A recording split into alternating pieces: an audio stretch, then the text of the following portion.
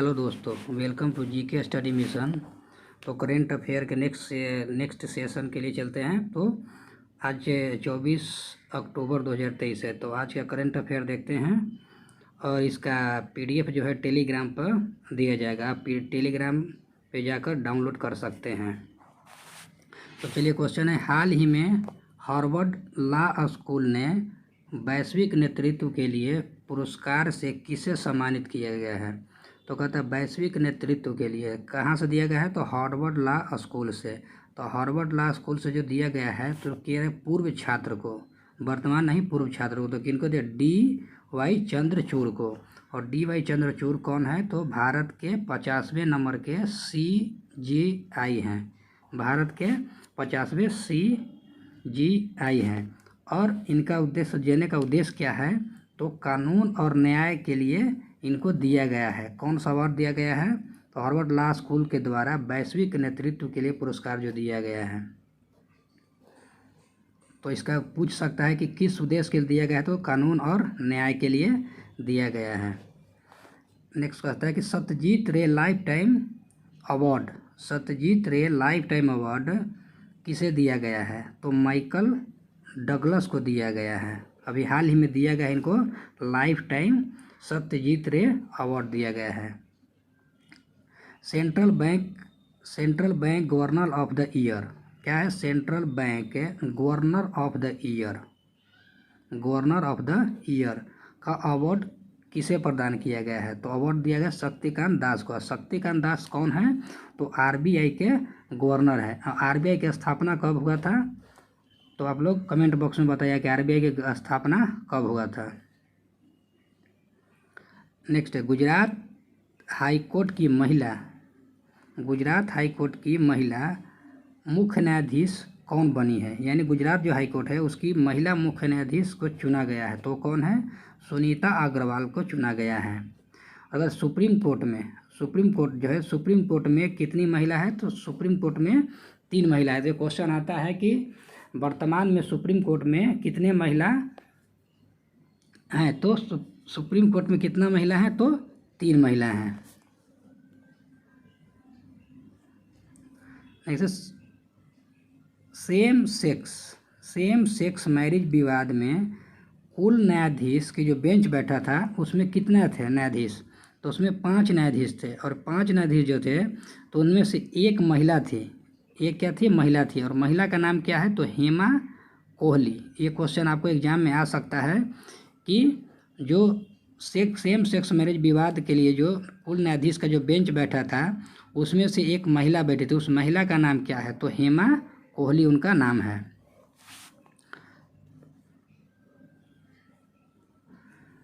Next है, किस case विवाद में कहा गया कि समलैंगिकता, कहता है किस केस में, यानी किस विवाद हो गया था कि समलैंगिकता अपराध नहीं है? तो अपराध नहीं है कब कहा गया था? तो नवजोत कौर केस हुआ था ना।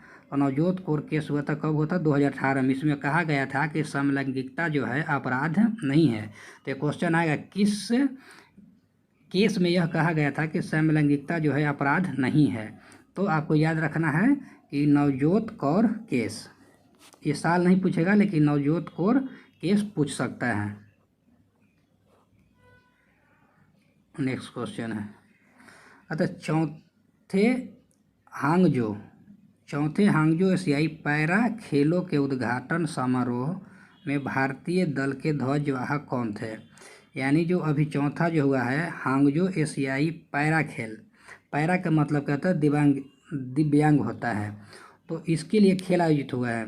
तो इसमें जो है ना भारतीय दल के ध्वजवाहक कौन हैं? तो ध्वजवाहक जो हैं तो उनका नाम देखेंगे ध्वजवाहक कौन है। तो सबसे पहले क्या है कि पैरा एशियाई गेम्स ये जो है 2022 का सीजन का था। 2022 का था लेकिन 2022 में नहीं हो पाया, जिसकी वजह से 2023 में किया जा रहा है। और ये कहाँ हो रहा है? हांगझाऊ है। वो कहाँ पे पड़ता है? तो चीन में हो रहा है।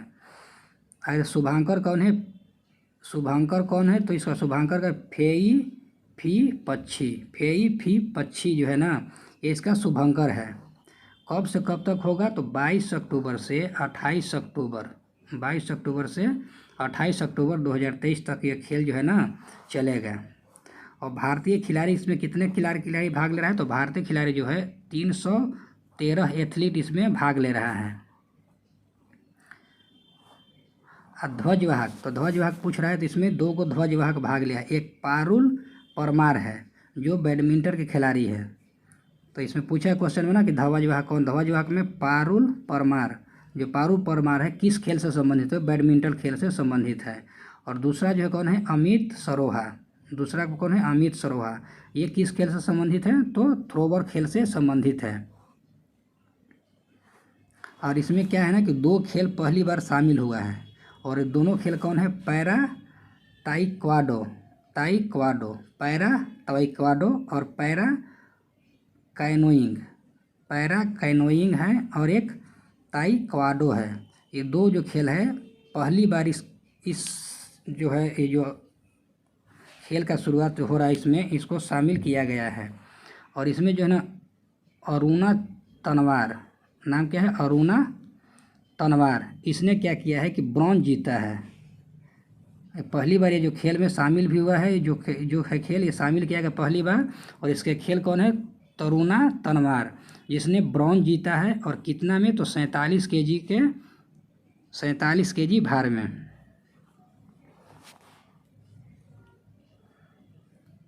नेक्स्ट है 19वां एशियाई गेम। अभी जो एशिया गेम जो खेला गया है तो एशियाई खेल इसका नंबर कितना है, तो 19वें नंबर का है। और 20वें नंबर का कहाँ होगा, तो जापान में होगा। ये भी याद रखना है कि एशिया गेम जो है 2019 अभी जो फिलहाल में हुआ उसका नंबर कितना है, तो 19वें नंबर है। और नेक्स्ट जो होने वाला है वो कौन सा नंबर का है, 20वें नंबर का है। और वो कहाँ पे होगा, तो जापान में होगा। और इसमें पहले नंबर पे कौन था, जो 19 का जो एशियन गेम ख़त्म हुआ उसमें पहले नंबर पे चीन था, दूसरे पे जापान था और तीसरे नंबर पे दक्षिण कोरिया। और भारत का स्थान कितना था, तो चौथे नंबर पे था। और इसमें भारत ने कितना गोल्ड जीता था, तो 28 गोल्ड जीता है भारत। इसमें कितना गोल्ड जीता है, तो 28। और इसमें टोटल पदक कितना, तो भारत ने टोटल 107 पदक जीता है। तो ये क्वेश्चन आ सकता है कि भारत ने 19वीं एशियाई गेम में कुल कितने पदक जीता है, तो कुल पदक कितना है, तो 107 है। अगर गोल्ड पूछता है तो ये भी पूछ सकता है, ब्रॉन्ज का बहुत कम चांस है लेकिन गोल्ड और टोटल 2 पूछ सकता है। तो अगर टोटल पूछेगा तो 107 और गोल्ड पूछता है तो 28। और भारत में जो है एशियाई जो गेम है, पहला एशियाई गेम हुआ था और 9वां नंबर के हुआ था। भारत में जो एशियाई जो गेम हुआ था तो पहला नंबर के और 9वां नंबर का हुआ था। और ये कहाँ पे हुआ था, तो न्यू दिल्ली में हुआ था। और जब पहला हुआ था तो पहला किस वर्ष हुआ था, तो 1951 में हुआ था। और ये जो 9वां जो हुआ था 1982 में हुआ है। नेक्स्ट क्वेश्चन है, कहते हैं हाल ही में भारत और मलेशियाई सेनाओं ने कौन सा अभ्यास आरंभ किया है। आप लोग इसका PDF टेलीग्राम से डाउनलोड कर सकते हैं। इसका जो लिंक है हम कमेंट बॉक्स में दे देंगे, आप लोग सर्च करिए और सर्च करके और टेलीग्राम ज्वाइन करके PDF डाउनलोड कर लीजिएगा, जिससे रिवीजन करने में आसान हो जाएगा। कहता है हाल ही में भारत और मलेशियाई सेनाओं ने कौन सा अभ्यास आरंभ किया है। तो भारत और कौन है, मलेशिया। तो भारत और मलेशिया के बीच में कहा जाता है कि कौन सा है, तो आपका हरिमय शक्ति, नाम क्या है, हरिमो शक्ति जो अभ्यास है ये भारत और किसके बीच किया गया है, मलेशिया के बीच। तो भारत और किसके बीच किया गया है, मलेशिया के बीच में। तो किसके लिए ये अभ्यास हुआ है, तो प्रशिक्षण अभ्यास है। ये पूछ सकता है कि भारत और मलेशिया के बीच में जो हाल ही में हरिमो शक्ति जो नौसेना अभ्यास हुआ है उसका उद्देश्य क्या है, तो प्रशिक्षण अभ्यास है। तो कैसा है, तो प्रशिक्षण अभ्यास है। और ये कहाँ पे किया गया है, तो भारत में किया गया है, लेकिन उस जगह का नाम क्या है, उमरोई। ये पूछ सकता है कि अभी भारत और मलेशिया के बीच हुआ है जो सैन्य सेना अभ्यास, तो वो कहाँ पे हुआ है, तो उमरोई में हुआ है। और उसमें कहता है कि राजपूत रेजिमेंट ने भाग लिया था। तो ये भी पूछ सकता है कि जो भारत और मलेशिया नौसेनाओं में जो अभ्यास हुआ था तो उसमें कौन भाग लिया, तो राजपूत रेजिमेंट ने इसमें भाग लिया है। और कहता है मलेशिया का मुद्रा का नाम क्या है, तो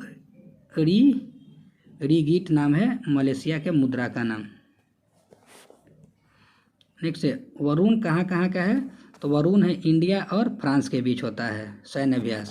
सिम्बेक्स इंडिया और सिंगापुर के बीच होता है, सिम्बेक्स इंडिया और सिंगापुर। समुद्र शक्ति, तो समुद्र शक्ति किसके किस बीच के बीच होता है, तो भारत और इंडोनेशिया के बीच होता है समुद्र शक्ति। कहता 27वें मालाबार नौसैनिक अभ्यास का मेजबान देश कौन सा है, तो कहता 27वें नंबर का मालाबार नौसैनिक अभ्यास किसका है, नौसेना का है। तो नौसेना का जो अभ्यास किया गया है वो किसने किया, तो ऑस्ट्रेलिया ने इसका मेजबानी किया है। और ये पहली बार ऑस्ट्रेलिया जो है पहली बार इसका क्या क्या है, मेजबान किया है। तो कहता है कि इसमें कौन कौन से देश शामिल है, जो हुआ है मालाबार नौसेना अभ्यास, तो इसमें कौन कौन से देश था, तो इंडिया, जापान, ऑस्ट्रेलिया और यूएसए, ये 4 जो देश है ये इस अभ्यास में भाग लिया है। नेक्स्ट सालवेक्स, क्या है सालवेक्स, सालवेक्स अभियान किनके के बीच, इंडिया और यूएसए के बीच होता है सालवेक्स। और वज्र प्रहार भी भारत और यूएसए के बीच होता है। तर्कस भी किसके बीच होता है, भारत और यूएसए के बीच होता है। नेक्स्ट है विश्व का सबसे बड़ा कपड़ा सम्मेलन, कहता है कि विश्व का सबसे बड़ा कपड़ा सम्मेलन भारत टेक्स 2024 का कहाँ आयोजित हुआ है। कहता है कि विश्व का सबसे बड़ा, माने विश्व में समझिए विश्व स्तर पर है, तो सबसे बड़ा जो सम्मेलन हुआ है कपड़ा का, उसका नाम क्या है, भारत टेक्स 2024। तो इसका आयोजन कहाँ किया गया है, तो भारत टेक्स 2024 का जो सम्मेलन है वो फरवरी 2024 में किया जाएगा। यानी कहाँ होना है, तो फरवरी 2024 में होगा। और वो कहाँ पे होगा, तो दिल्ली में होगा। तो इसका भी अभी ये करेंट के लिए आ सकता है क्वेश्चन कि भारत टेक्स कपड़ा सम्मेलन कहाँ होगा, तो होगा नई दिल्ली में होगा। कब से होगा, तो फरवरी 2024 से होगा। और एक कहाँ पे होगा, दिल्ली में भी 2 जगह, एक भारत मंडपम है और एक यशोभूमि है। तो कहा जाता है कि भारत मंडपम और यशोभूमि में अभी 2 सम्मेलन हुआ है। तो भारत मंडपम में G20 का सम्मेलन हुआ है और यशोभूमि में P20 का सम्मेलन हुआ है। और ये जो भारत टैक्स जो है ना, इसमें F5 रखा गया। तो F5 का मतलब क्या है कि F मीन्स 5 गो F होना चाहिए। F मीन्स फॉरम, एक मतलब फैशन है, फॉरेन है, फैक्ट्री है और फाइबर है। तो ये क्वेश्चन पूछ सकता है कि जो अभी जो हाल ही में कपड़ा सम्मेलन भारत टेक्स 2024 का आयोजन किया गया है, इसमें से F5 में कौन सा वर्ड शामिल नहीं है। तो इसमें से आपको 5 याद रखना होगा, इसमें से एक वर्ड दे देगा ऑप्शन में जो सम्मिलित नहीं होगा। अब भारत का मैनचेस्टर किसको, यूके मतलब यूनाइटेड किंगडम। मैनचेस्टर किसको कहा जाता है, तो मैनचेस्टर कहाँ है, यूके का है। भारत का मैनचेस्टर, तो भारत का मैनचेस्टर किसको कहा जाता है, अहमदाबाद को। और दक्षिण भारत का मैनचेस्टर कौन है, कोयम्बटूर है। और उत्तर भारत का मैनचेस्टर कहाँ है, तो कानपुर में है। उत्तर भारत का मैनचेस्टर कानपुर। SCO सहायी सहयोग संगठन, SCO का अध्यक्ष देश कौन था, तो भारत, अभी जो हाल ही में संपन्न हुआ है। तो SCO की स्थापना कब हुआ था, तो SCO की स्थापना जो है 1996 में हुआ था। और इसको किस नाम से पहले जाना था, तो संघाई 5 के नाम से जाना जाता था। और इसका जो नामकरण जो है SCO कब चेंज हुआ, तो 2001 में इसका नाम चेंज कर दिया गया। पहले क्या था नाम इसका, संघाई 5 था, लेकिन बाद में इसका नाम चेंज कर दिया गया। कब चेंज किया गया, तो 2001 में। तो ये क्वेश्चन आ सकता है कि SCO का नामकरण जो है कब किया गया है, तो 2001 में किया गया है। अगर तो SCO का जो है हेडक्वार्टर कहाँ पे है, तो बीजिंग में है। अब बीजिंग कहाँ पड़ता है, तो चीन में पड़ता है। और इसमें टोटल देश कितना है, तो 9 गो देश है। किसमें, SCO जो है ना, इसमें 9 देश शामिल है। और क्वाड में कितना है, 4 देश शामिल है। तो कहता है कि SCO का नवीनतम देश कौन सा है, तो अभी हाल ही में SCO में नवीनतम देश शामिल हुआ है, ईरान शामिल हुआ है। तो ये क्वेश्चन वेरी इंपॉर्टेंट है। अभी भी ये मार्किंग कर लीजिए कि SCO का नवीनतम जो देश है कौन है, ईरान है।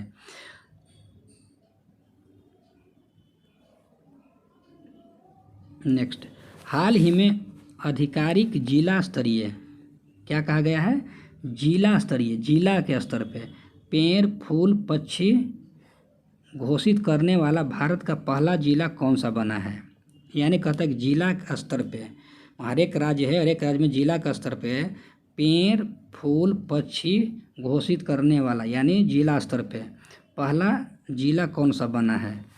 तो कासरगोंड कासरगोंड कहाँ पे, केरल में पड़ता है। तो इसने क्या किया है कि अपने राज्य स्तरीय पे नामकरण किया है। तो इसमें कितना 5 गो है, यहाँ अब क्वेश्चन में 4 ही है लेकिन ऐसे 5 आता है। देख पेड़ को शामिल किया गया है, पक्षी को शामिल किया गया है, फूल को शामिल किया गया है और एक प्रजाति को शामिल किया गया है। तो देखते हैं कि उसमें सभी का नाम दिया गया है। तो क्वेश्चन में आपको पूछ सकता है कि जो हाल ही में अधिकारी जिला स्तर पे जो जिला स्तरीय जो पेड़ पौधे फूल जो का जो नामकरण हुआ है उसमें पक्षी के स्थान पे उस पक्षी का नाम क्या है। तो पक्षी का भी नाम आपको याद रखना होगा, क्या नाम है। तो सबसे पहले पेड़ का देखते हूँ। तो पेड़ में क्या नाम है, काजीरम। इस पेड़ का नाम क्या है, वहाँ के जिला का स्तर पे जो फेमस है वो काजीरम है। पक्षी के पूछेगा, जैसे राष्ट्रीय पक्षी होता है ना, वैसे ही वहाँ का जिला स्तरीय पक्षी घोषित किया गया है व्हाइट बेलीड को पक्षी घोषित किया गया है। और फूल माने जिला स्तरीय फूल किसको घोषित किया है, तो Periyar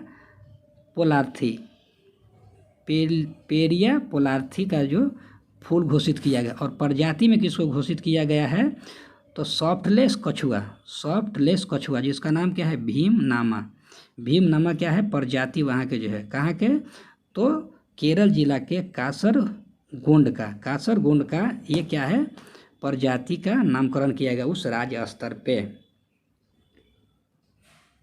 next, silver line project कहाँ शुरू किया गया है। तो सिल्वर लाइन प्रोजेक्ट जो है ना ये केरल में चालू किया गया है, सिल्वर लाइन प्रोजेक्ट।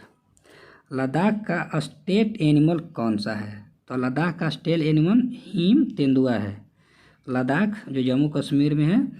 और मणिपुर का स्टेट एनिमल कौन सा है। तो मणिपुर का स्टेट एनिमल जो है डांसिंग डियर है, इसको संघाई के नाम से भी जाना जाता है। और मणिपुर में एक राष्ट्रीय उद्यान है, वो राष्ट्रीय उद्यान कौन है, विश्व स्तरीय है, काबू लाम जाओ। ये तैरता हुआ क्या है, राष्ट्रीय उद्यान है।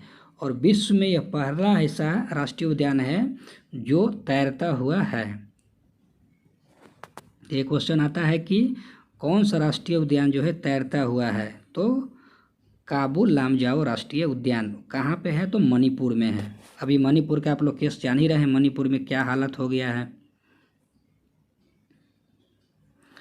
नेक्स्ट, हाल ही में नाडा हब्बा 10 दिवसीय दशहरा महोत्सव का आयोजन कहाँ हुआ है। कौन सा है, नाडा हब्बा। ये दशहरा महोत्सव है, ये कितने दिन तक चलता है, 10 दिनों तक चलता है। तो कहा कि नाडा हब्बा दशहरा जो है ये कितने दिन तक चलता है, तो 10 दिनों तक लगातार चलता है।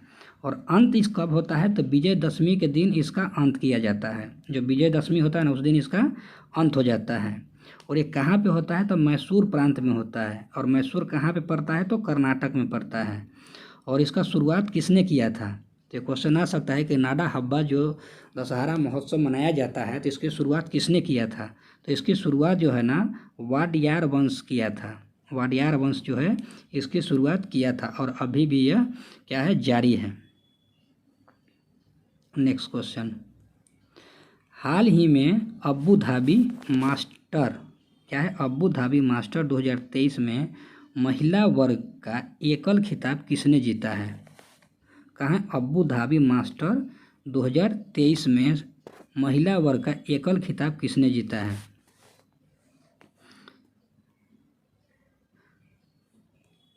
तो कहता है अबू धाबी मास्टर 2023 में तो कहाँ पे हुआ, तो UAE में हुआ है। और EU का राजधानी कहाँ पे है, तो अबू धाबी है, UAE। तो कहता है कि यह जो है यह खेल किससे संबंधित है, तो बैडमिंटन से संबंधित है। यह खेल जो किससे है, तो बैडमिंटन से संबंधित है।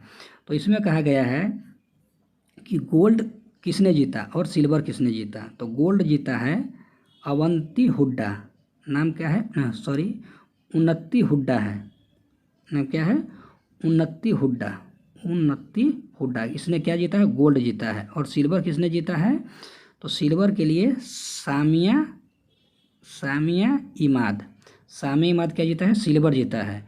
और गोल्ड कौन जीता है, उन्नति हुड्डा।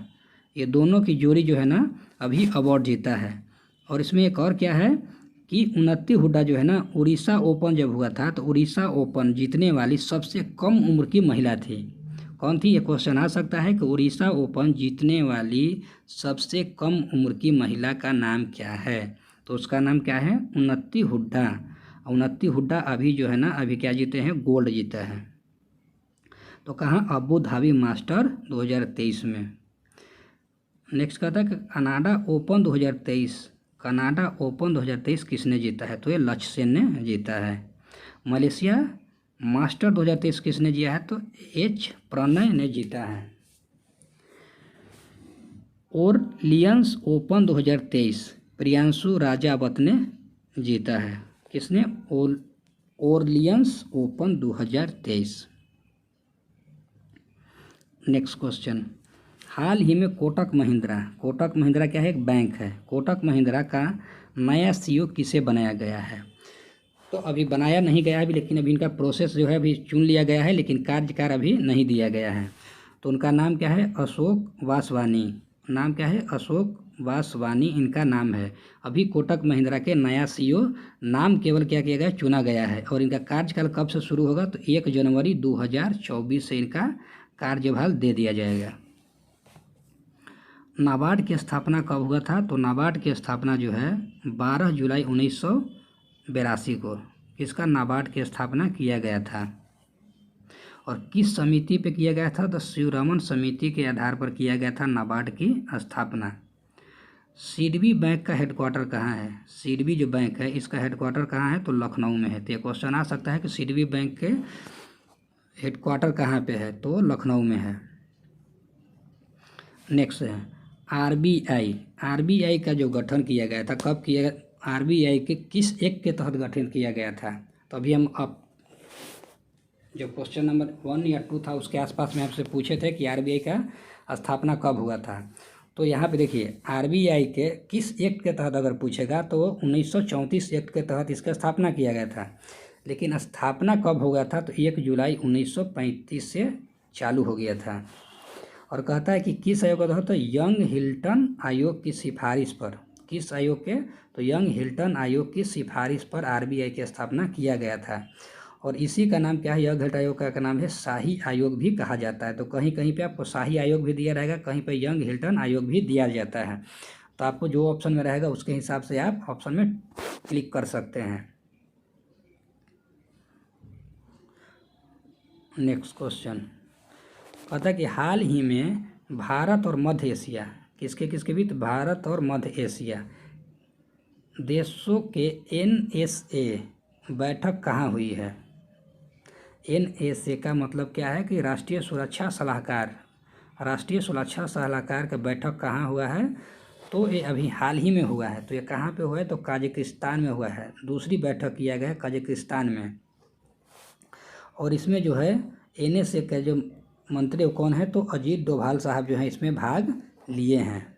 और मध्य एशिया में 5 देश शामिल है। तो मध्य एशिया में कौन कौन सा देश शामिल है, तो 5 कुछ आता है। तो आपका आता है कजाकिस्तान, उज्बेकिस्तान, तुर्कमेनिस्तान, किर्गिस्तान और ताजिकिस्तान। ये 5 देश जो है मध्य एशिया के देश हैं। तो कहता है कजाकिस्तान जो है सबसे बड़ा लैंडलॉक है। तो अगर पूछता है कि विश्व में सबसे बड़ा लैंडलॉक कौन सा है, तो कजाकिस्तान आता है, जो मध्य एशिया के 5 देशों में शामिल है। कहता है कि कजाकिस्तान में एक झील है, उस झील का नाम क्या है, बाल्कस झील। उस झील का नाम क्या है, बाल्कस झील। तो क्वेश्चन आ सकता है बाल्कस झील कहाँ पे है, तो कजाकिस्तान में। और कजाकिस्तान में ही यूरेनियम के बहुत बड़ा भंडार है। तो ऐसा क्वेश्चन आ सकता है कि यूरेनियम का भंडार कहाँ पे है, तो कजाकिस्तान में। कहता है कजाकिस्तान और उज्बेकिस्तान की बाउंड्री के लिए कौन सा सागर आता है, तो अरल सागर आता है। तो ये भी क्वेश्चन आता है कि अरल सागर जो है किसकी बाउंड्री को जोड़ता है, तो बाउंड्री आता है कजाकिस्तान और उज्बेकिस्तान में। काजिंद अभ्यास, ये क्वेश्चन आएगा, काजिंद अभ्यास काजिंद अभ्यास किनके किनके बीच होता है? तो भारत और कजाकिस्तान के बीच, नाम ही काजिंद। तो क से याद है कजाकिस्तान। ताजिकिस्तान, ताजिकिस्तान में कहता है कि ताजिकिस्तान में भारत ने पहला एयरफोर्स स्टेशन विदेशी धरती पे पहला एयरफोर्स स्टेशन स्थापित किया है। कहाँ पे? ताजिकिस्तान में। और आज का लास्ट क्वेश्चन, अक्षय लक्ष्मण गावटे पहले अग्निवीर सैनिक दुनिया के सबसे ऊंचे कुरुक्षेत्र सियाचिन में हुए शहीद। यानी कहता है कि इनका नाम क्या है? अक्षय लक्ष्मण गावटे। ये जो हैं क्या है कि अग्निवीर में शामिल हुए थे और इनका हाल ही में अभी शहीद हो गए हैं। इनको मृत्यु नहीं कहते, इनको जो भी अग्निवीर जो सेना होता है उनको शहीद कहते हैं। तो ये अभी क्या हुए? शहीद हुए हैं सियाचिन में। कहाँ पे हुए हैं? तो सियाचिन में शहीद हुए हैं और अभी कुरुक्षेत्र में। ये मात्र 9 महीने 21 दिन की सेवा ही दे पाए। ये तो गए थे कि अपने सेवा पूरे करें, लेकिन दुर्भाग्य ऐसा रहा कि इनको शहीद कर दिया, शहीद हो गए। तो ये मात्र 9 महीने 21 दिन ही सेवा दे पाए। तो वीडियो आपको कैसा लगा? अगर वीडियो हेल्पफुल लगता है तो वीडियो को लाइक करिए, सब्सक्राइब करिए और शेयर कीजिए। और इसका PDF आपको टेलीग्राम में दिया जा रहा है, आप लोग इसको डाउनलोड करके रिवीजन करिए। दैट्स ऑल, धन्यवाद।